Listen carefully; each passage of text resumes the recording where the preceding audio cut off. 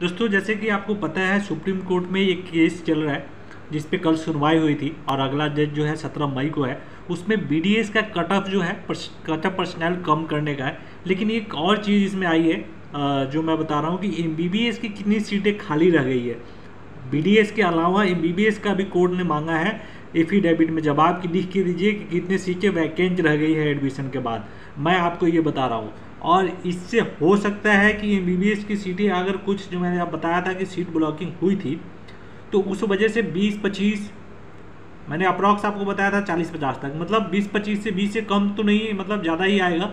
देखते हैं कितना आता है और इसे पता चल जाएगा क्योंकि एफिडेविट में ये सुप्रीम कोर्ट को झूठ नहीं बोल सकते, ठीक है ना। अब मैं आपको बता रहा हूँ, ये देखिए उच्चतम न्यायालय ने शैक्षणिक सत्र 21-22 के लिए नीट बीडीएस पाठ्यक्रमों में दाखिले के लिए कट ऑफ अंक नहीं घटाने संबंधी केंद्र के फैसलों को चुनौती वाली नीट यूजी अभ्यर्थियों की याचिका पर बुधवार को केंद्र से जवाब मांगा।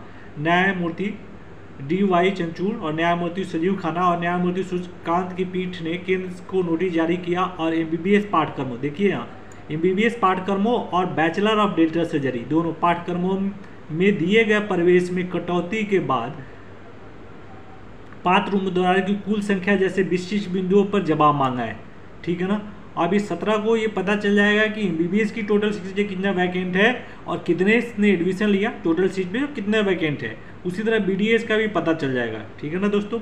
देखिए पीठ ने केंद्र से सरकारी और निजी डीम्ड कॉलेजों के उपलब्ध सीटों के मद्देनजर परसेंटाइल कम करने की अनुमति नहीं देने के कारणों से अवगत कराने को कहा, ठीक है। केंद्र की ओर से अतिरिक्त सॉलिसिटर जनरल ऐश्वर्या भाटी ने पीठ को एक नोट सौंपा और जो कहा कि सभी रिक्तियों के लिए परिणाम घोषित किए गए और सरकारी कॉलेजों में 111 सीटों पर आवंटन किया गया।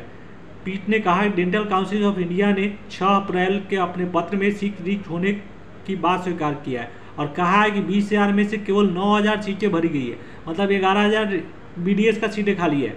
और ये मैं नहीं बोल रहा हूँ, डेंटल काउंसिल ऑफ इंडिया ने बोला है सुप्रीम कोर्ट में, ठीक है ना।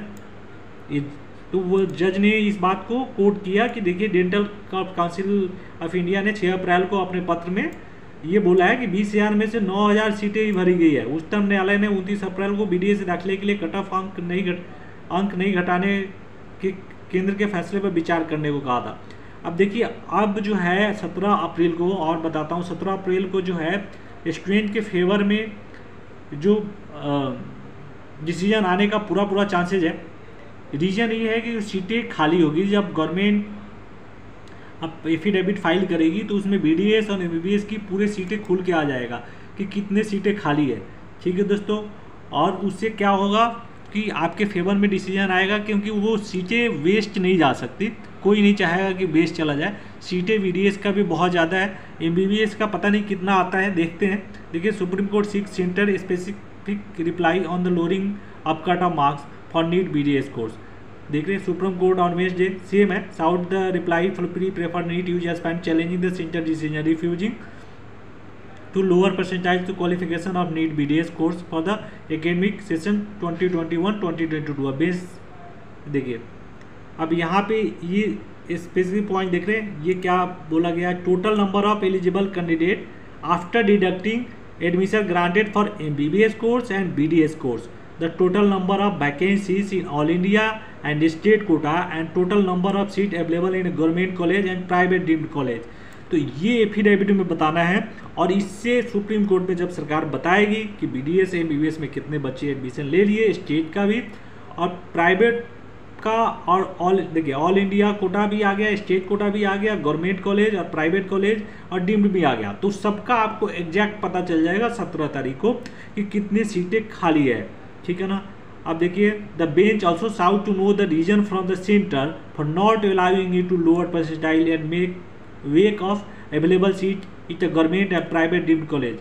ये भी पूछा गया सेंटर से कि आप क्यों नहीं अलाउ कर रहे हो, परसेंटाइल क्यों नहीं घटा रहे हो आप, ठीक ना। At the outset additional solicitor general Aishwarya Bhati appearing for the center submitted a note. The bench and said that after the preparation of the note the result had been declared for the all state vacancy on 111 seats in a government college have been allotted. 111 seat जो है government college में allot हो गया है, तो ये रही, और ये चीज़ें अच्छी न्यूज़ है दोस्तों। आपने ये भी देखा होगा कल का जो लाइव लॉज पे आ रहे थे, सेम वही है। तो इससे आप यहाँ पे भी आप देखेंगे, ये देखिए आप, total eligible candidate after deducting the admission granted for MBBS and BDS course. ये सुप्रीम कोर्ट से पहला पॉइंट है। Total number of vacancies of all India quota and state quota, ठीक है। थर्ड पॉइंट है the number of seats which are remaining in government college and one hand and other and private and deemed college on other hand. ये तीनों point पे affidavit file करना है।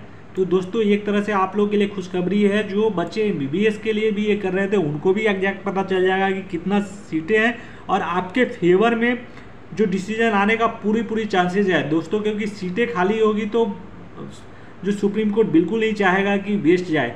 और अगर केस जो है अगर दोबारा एक्सेप्ट किया गया है तो इसलिए एक्सेप्ट किया गया है कि एग्जैक्ट पता चल सके कि कितना वैकेंट है। ये जो है जज को भी बहुत अच्छी तरह से पता है, ठीक है ना। तो ये चीज़ें जो है खुल के आ जाएगी सामने अभी की क्या सीट है, लेकिन ये आपके फेवर में डिसीजन आने का पूरा चांस बन गया है।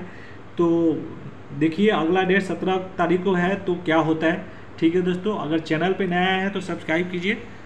तब तक के लिए धन्यवाद और लाइक कीजिए। बाय।